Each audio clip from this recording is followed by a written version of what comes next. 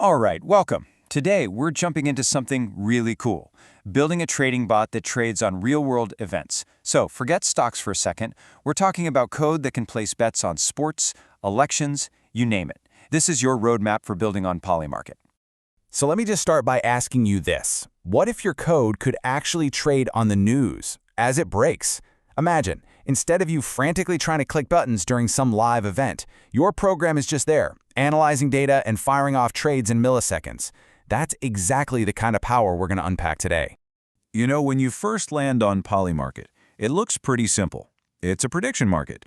You see a question like, will the Lakers win tonight? And you can buy shares for yes or no. And the price, well, the price is everything. It's a direct reflection of what the market thinks the probability is. So if yes is trading at 65 cents, the crowd is essentially saying there's a 65% chance the Lakers are going to win. Simple enough, right? Well, here's the big reveal for us developers. Underneath that super simple interface, it's a full-blown crypto exchange. We're talking a central limit order book, a CLOB. It works just like a Coinbase or a Binance. And what that really means is we can talk to it with code. We can interact with it programmatically just like we would with any other major financial exchange. Okay, first things first. Section 1, assembling your toolkit. Before we even think about writing a single line of code, we gotta get our gear in order. There are three things that are totally non-negotiable. First, you need a Polymarket account, and it's got to be funded with USDC. That's a stablecoin on the Polygon network, which keeps our transaction costs low. Second, you need to generate API credentials right from your profile. And third, and I really need you to listen to this one, you need your wallet's private key to sign orders. Keep this thing locked down. I mean, never hard-code it. And for the love of all that is holy, do not commit it to a Git repo. All right, with our toolkit ready, it's time to step into the digital marketplace. This is where we learn to actually speak the language of the exchange. So this brings us to the fundamental question that trips up almost everyone when they start. How do you actually tell the system what you want to bet on? It's not as simple as just sending a message that says yes or no. The way this system works is that every single possible outcome, the yes and the no, is its own unique crypto token. It has its own unique address, its own token ID. So if you want to bet that the Lakers will win, you have to place a buy order for the very specific Lakers yes token. And where do you place that order? You place it in the order book. Think of the order book as the beating heart of this whole market.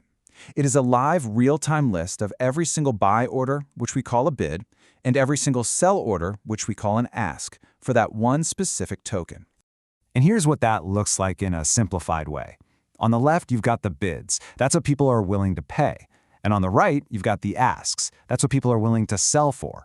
And that little gap right there in the middle between the highest bid and then the lowest ask, that's called the spread.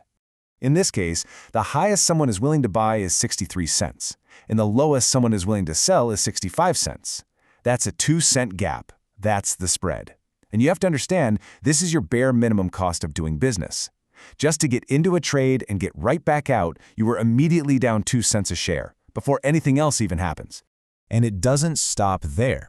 On top of that spread, every single time your order gets filled because you took an existing offer off the book, you're paying about a 2% taker fee. So right away, you can see that any strategy that's going to be profitable has to find an edge that is way, way bigger than the spread and this fee put together. Which brings us perfectly to our third section, navigating the common traps. Look, knowing the mechanics is one thing, but knowing what can go wrong, that's what's going to save your money. So here are the classics. Trading on a stale order book with old prices. Hitting your API rate limits and getting locked out right when you need to trade. Forgetting about gas fees or miscalculating that 2% fee. But honestly, one of these is way more dangerous than all the others combined. You have to ask yourself this question over and over and over again. Mixing up the token ID for yes with the token ID for no is, without a doubt, the single most expensive mistake you can possibly make. It means you're literally putting all your money on the exact opposite of what your carefully built model wanted to do. All right, that brings us to our final section, the winning formula. We've talked about the code, we've talked about the mechanics, but that stuff isn't what separates a bot that breaks even from one that's actually profitable. Here's the absolute core insight you need to take away. Getting your code to connect to the API and place an order, that's the easy part. Seriously, that's just the price of admission. It doesn't guarantee you a thing. The hard part is having a model that has a unique opinion. If your bot just looks at the market price and agrees with it, there's no edge, there's no reason to trade. Your model has to have some independent source of truth, whether it's from sports data, polling aggregates, whatever, that lets it spot when the market's probability is just plain wrong. And you know what?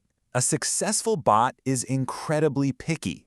The source material for this explainer notes that their own models reject about 65% of all the trade signals they see. It just sits there, waiting for that perfect moment. A clear edge, a nice tight spread, and a fresh order book. Most of the time, the right move is to do nothing at all. And finally, there's the human element. There's you. Even with the perfect model and perfect filters, you have to have the discipline to trust your own system. And that means letting your winners run all the way to settlement instead of panic selling early. It means accepting that some trades are going to lose. You have to let your strategy actually play out. So let's end on this quote, because it just sums everything up perfectly.